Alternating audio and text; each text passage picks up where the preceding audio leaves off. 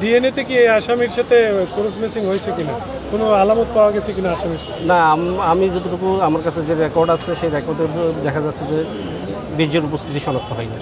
আচ্ছা, আসামি বারবার বলছিলেন যে তিনি খুন করেননি এবং দর্শনও তিনি করেননি। ডলার নামে এক ব্যক্তি দর্শন করেছে এবং খুন করেছে, সেটি কি? আমি আসামির সাথে কথা বলেছি, আসামি আমাকেও বলেছে যে সে নির্দোষ, কিন্তু ডলার বা অন্য কারো নাম আমার সাথে সে বলেনি। আমি জানি না এই বিষয়ে। সে যদি নির্দেশ হয়ে থাকে তাহলে রামিসাকে কে হত্যা করেছে? সেটা তো আসলে আদালতে বিচার বিশ্লেষণের পরে প্রমাণ হবে কে করেছে। আপনি কি মনে করেন যে তদন্ত কর্মকর্তা যে তদন্ত করে আদালতে চার্জশিট দাখিল করছে এটা সঠিক আছে? এটা এখনও বলার সুযোগ আসে নাই, ট্রায়ালে বোঝা যাবে সেটা আসলে। আচ্ছা, সোহেলের স্ত্রী তার আসলে কি দোষ এটা আপনারা কি জানেন কতটুকু?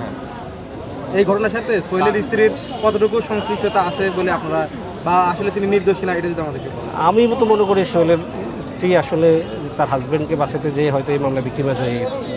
আসামির জন্য কোনো জামিন আবেদন করা হয়েছিল কিনা? বা আসামের জামিন জন্য শুনানি আজকে করেছেন? কোনো জামিন আবেদন করিনি, আমরা করব। আসামি নির্দোষ হলে বাসা থেকে কেন গ্রিল কেটে পালালেন? আসলে এটা একটা যে প্রশ্ন করলেন আপনি, এটা এই মানে আমি কিভাবে বলবো সে কেন পালাইছে, সেটা তো আসলে সাক্ষ্য প্রমাণের বিষয়।